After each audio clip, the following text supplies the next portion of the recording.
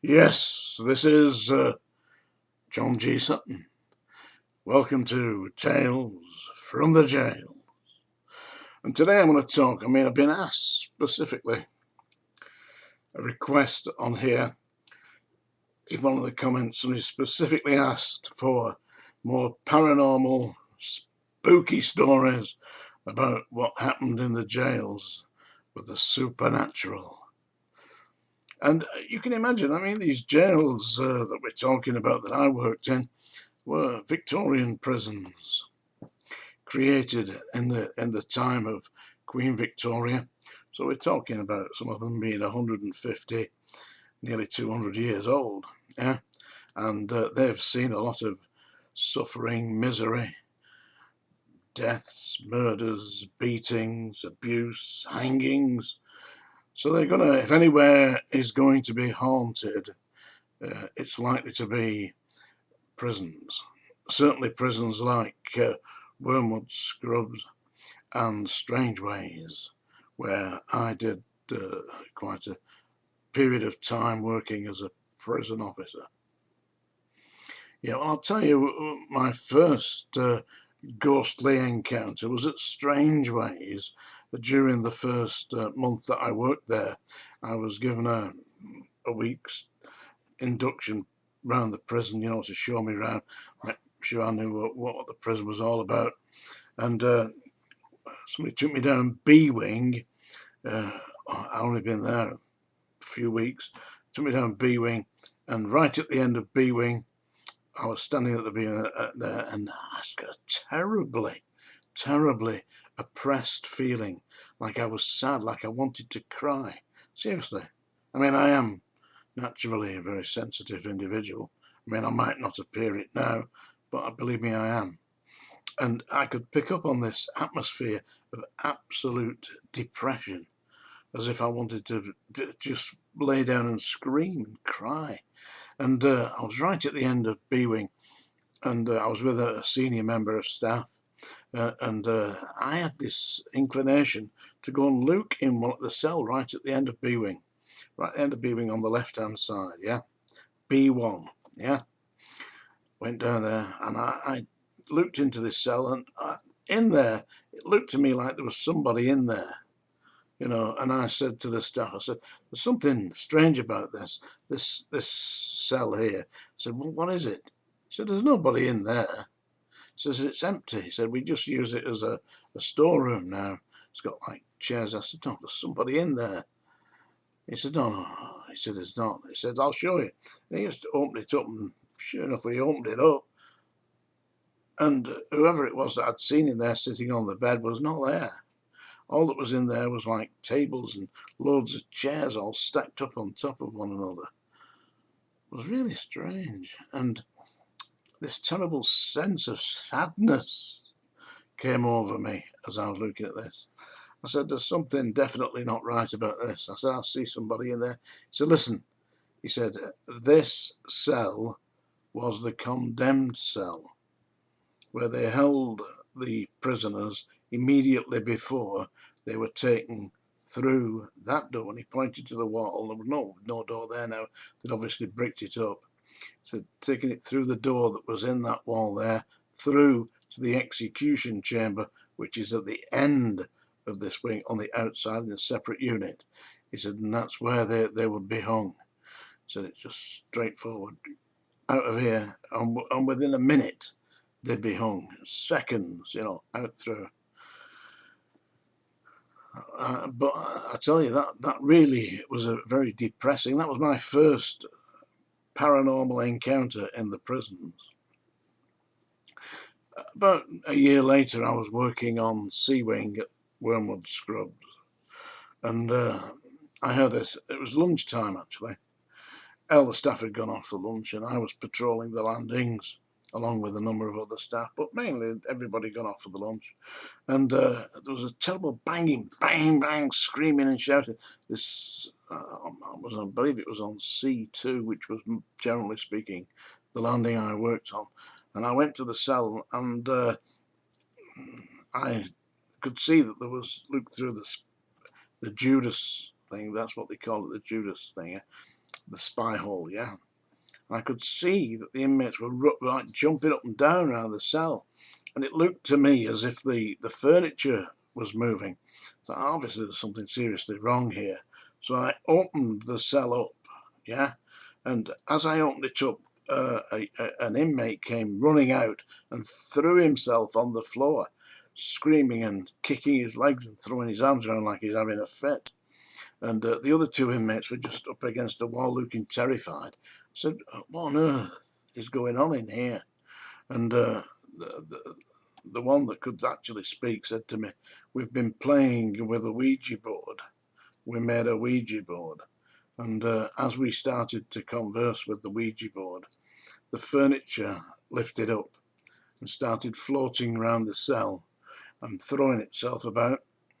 Said, and we started to feel that there was something in the actual cell that was attacking us. And that's when we started screaming and banging on the doors. And the inmate that had thrown himself on the floor was virtually unconscious. I had to get the hospital staff to come and take him away, and I never saw him after that.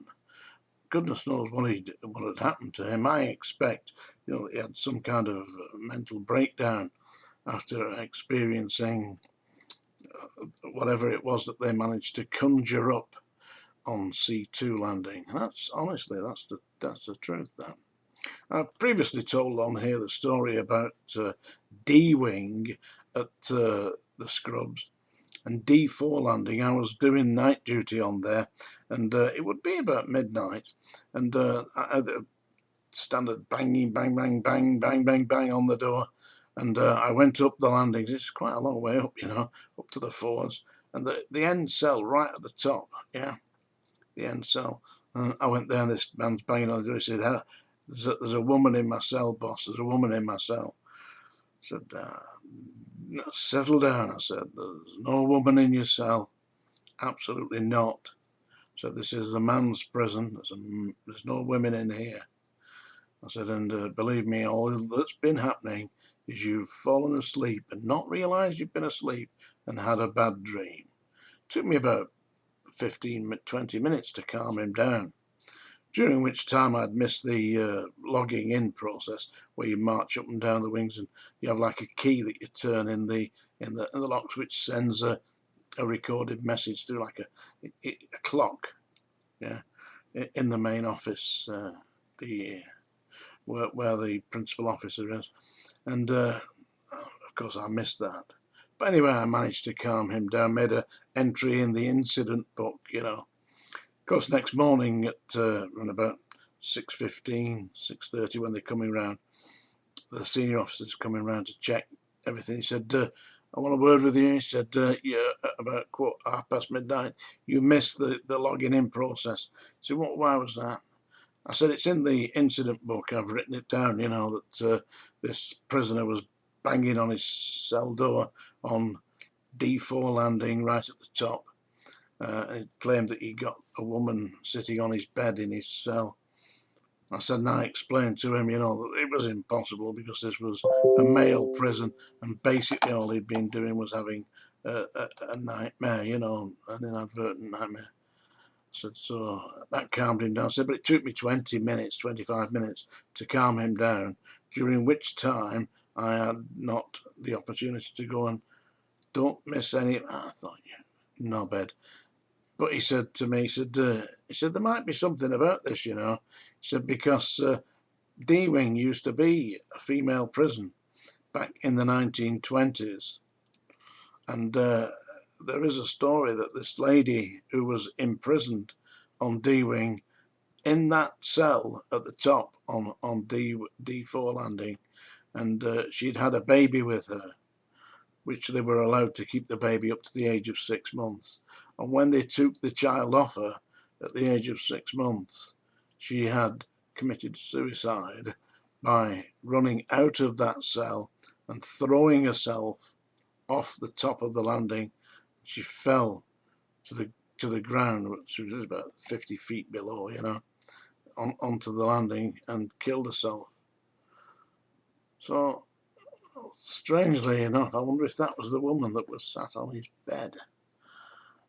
Strange world, yeah. At Strangeways.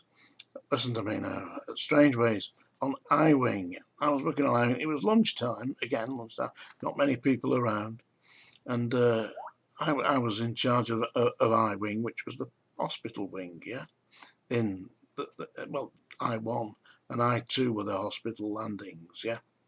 And on I-2, there was an inmate banging and banging on his cell. And I went up, and as I was walking up to his cell, this dark shape, like a shadow. It was almost as if, you know, somebody had obstructed the lights and the shadow was moving.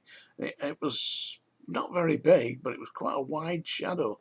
And he was screaming, this man, at the top of his voice. So I opened the cell. I said, for goodness sake, be quiet, you know, what's the matter with you? He said, there's been a woman in my cell. A woman in my cell. I said, there's no women in your cell. Absolutely not. I said, you're perfectly okay. Can't sit down on your bed, you know, we'll have a talk about this.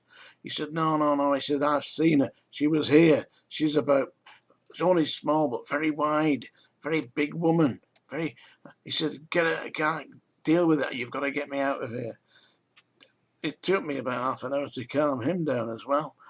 And it transpired. I mentioned this to one of the senior staff who'd been there since the 1950s, you know, 1960s. He said, oh yeah, he said, we've heard this before. When I told him what had happened with this prisoner, so we've heard this before. He said, that cell was where Mrs. Merriweather was held before she was hung.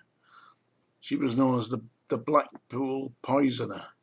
She had murdered this old lady that she was supposed to be caring for by putting poison into her marmalade or a jam. And this had like rat poison, you know, and this had killed this old lady, and she'd attempted to take possession of her home and all her money. And Mrs. Merriweather was hung at Strangeways through the old execution chamber, you know, rope round the neck, break the neck. Yeah, that's it. So there's a little few spooky stories. There's many others, of course, but I'm giving you this straight away. And by the way, if you've enjoyed this, please maybe subscribe. I believe you can do it down there. I don't know how you do it, you know, but they tell me it helps. Yeah, and read my book, Psychic Screw. It's available on Amazon. Thank you very much.